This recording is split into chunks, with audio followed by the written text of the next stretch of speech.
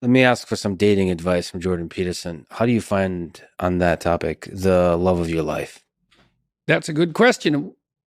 I was asked that multiple times on my tour, 3 times in a row, in fact, because we asked people to use this Slido gadget. That's a popular question. It always came up to the top. And I got asked that 3 times in a row, and I didn't have a good answer. And then I thought, why don't I have a good answer? I thought, oh, I know why. Because that's a stupid question. So why? Yeah. Why? Because it's putting the cart before the horse. Here's the right question. Mm-hmm. How do I make myself into the perfect date? You answer that question, and you will not have any problem answering the previous question. It's like, what do I want in a partner? If I offered everything I could to a partner, who would I be? You work on that. Ask that question. Just ask. Just ask yourself, okay, I have to be the person that women would want. Okay, what do they want? Clean. That's not a bad start.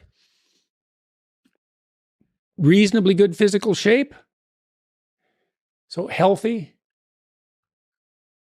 productive, generous, honest, willing to delay gratification. So you dance with a woman. It's like, what's she doing? What are you two doing? Well, it's a pattern. There's patterns happening around you. That's the music. Patterns of being. That's the music. Now, can you align yourself with the patterns of being gracefully? That's what she's checking out. And then can you do that with her? And then can you do that in a playful and attentive manner and keep your bloody hands to yourself for at least a minute? And so, can you dance in a playful manner? It's like you can go through this in your imagination and you'll know. And then you think, well, how far am I from those things? And the answer is usually, man, it's a pretty horrible abyss separating you from that ideal.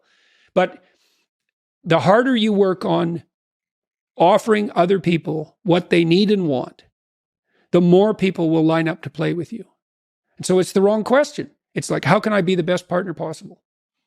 And then you think, well, if I do that, people will just take advantage of me. And that's the non-naive objection, right? Because the naive person thinks, well, I'll be good and everyone will treat me right. It's like the cynic says, no, I'll be good and someone will take me out. And then you think, well, what do you do about that objection? And the answer is, well, you factor that in. And that's why you're supposed to be, as soft as a dove and as wise as a serpent. It's like, I know you're full of snakes. I know it. Maybe I know it more than you do. But we'll play anyways. And Take the risk anyway. That's right. Voluntarily, right? It's like, and what's so cool about that is that even though the person you're dealing with is full of snakes, if you offer your hand in trust and it's real, you will evoke the best in them. Yeah. And that's true. Even I've dealt with people who were pretty damn criminal and pretty psychopathic and sometimes dangerously so. And you tread very lightly when you're dealing with someone like that, especially if they're intoxicated.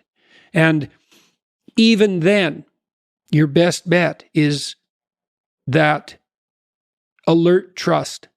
It's the only thing I know that, like, I had one client who was paranoid psychopath. That's a bad combination. He was a bad guy, man. He had like 4 restraining orders on him. And restraining orders don't work on the sort of people that you put restraining orders on. And he used to be harassed now and then by, a bureaucrat in a bank with delusions of power. And he would say to them, he used to kind of act this out to me when I was talking to him. He'd say, I'm going to be your worst nightmare. And he meant it. Yeah. And he would do it. He had this obsessional, psychopathic vengeance that was just like right there, paranoid to the hilt. And paranoid people are hyper acute. So they're watching you for any sign of deceit or manipulation. And they're really good at it because like they're 100% that's what paranoia is. It's 100% focus on that. And even under those circumstances, if you step carefully enough, you can avoid the acts. That's a good thing to know if you ever meet someone truly dangerous.